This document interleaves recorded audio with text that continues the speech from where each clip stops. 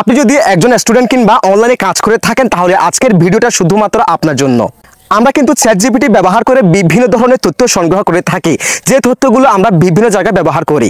But ChatGPT দিয়ে আপনি যে তথ্যগুলো সংগ্রহ করেছেন সেই তথ্যগুলো যদি আপনি কপি করে যে কোনো এআই সেকেন্ড টুলসে গিয়ে পেস্ট করে দেন এবং দেখবেন সেখানে ধরে ফেলবে 100% এই তথ্যগুলো যে কোনো এআই দিয়ে জেনারেট করা হয়েছে।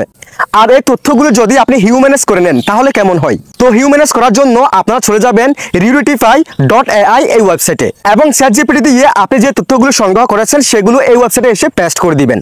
তাহলে অটোমেটিক্যালি Reutify.ai এই ওয়েবসাইটটি আপনার লেখা কিংবা তথ্যটিকে অটোমেটিক্যালি হিউম্যানাইজ করে দিবে। হিউম্যানাইজ করার পর আবার আপনি এই লেখা কিংবা তথ্যটিকে আপনি কপি করবেন। কপি করার পর আপনি চলে যাবেন যে কোনো এআই সেকেন্ড টুলসে এবং সেখানে গিয়ে আপনি লেখাটিকে পেস্ট করে দেবেন এবং দেখেন এখানে কিন্তু দেখাচ্ছে 0% এআই জেনারেট।